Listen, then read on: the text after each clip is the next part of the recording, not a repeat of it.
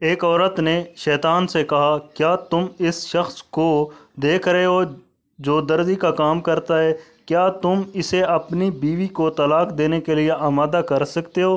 شیطان نے کہا، ہاں، یہ کون سا کام مشکل ہے، میں اسے آمادہ کر لوں گا۔ تو شیطان درزی کے پاس گیا اور اسے مختلف سمتوں سے ورغلایا، لیکن درزی اپنی بیوی سے بے حد پیار کرتا تھا، لہٰذا وہ شیطان کی باتوں میں نہیں آیا اور اس نے اپنی بیوی کو طلاق دینے کے بارے میں سوچا تک نہیں۔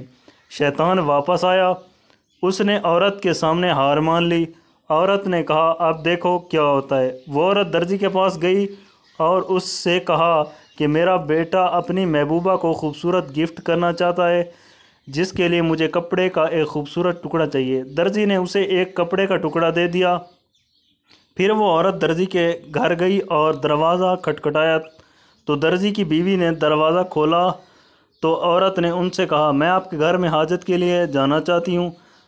تو درزی کی بیگم نے اس سے کہا، آ جاؤ۔ درزی کی بیوی باورچی خانے میں چیزیں لینے گئی تو اس عورت نے وہ کپڑے کا ٹکڑا دروازے کے پیچھے رکھا اور باہر نکل گئی۔ شام کو درزی اپنے گھر آیا، اس نے کپڑے کا ٹکڑا اپنے گھر میں دیکھا جو اس نے دن میں ایک عورت کو بیچا تھا، تو اسے فوراً اس عورت کے بیٹے کی محبوبہ کے بارے میں بتائی گئی کہانی یاد آئی۔ اسے اپنی بیوی کی بے وفائی پر شدید غصہ آیا اور اس نے اپنی بیوی سے بد کلامی کی اور بعد ازاں اس نے اپنی بیوی کو گھر سے نکال دیا۔ شیطان کو واقعہ معلوم ہوا تو اس نے عورت سے کہا، تم کیسی عورت ہو؟ عورت معصوم ہوتی ہے، تم تو مجھ سے بھی زیادہ شر دماغ رکھتی ہو۔ عورت نے کہا، انتظار کرو اور میرے اچھے اعمال بھی دیکھو۔ شیطان نے کہا، وہ کیسے؟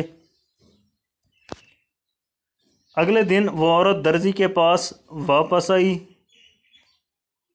اور اسے بتایا کہ وہ کل جیسا ملتا جلتا مزید کپڑا چاہتی ہے، کیونکہ وہ ایک غریب عورت کے گھر نماز پڑھنے گئی تھی جہاں وہ کپڑا بھول گئی ہے، اور اسے کپڑے کی واپسی کے لیے اس خاتون کے گھر دوبارہ جانے میں شرم محسوس ہوتی ہے۔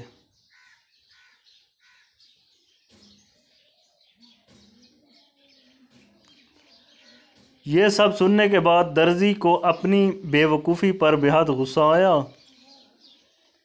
وہ فوراً اپنے سسرال گیا اور اپنی بیوی سے اپنی غلطی کی معافی مانگ کر اسے اپنے گھر واپس لے آیا۔ اب شیطان مینٹل ہسپتال میں ہے، انتہائی نگہداشت کے شعبے میں۔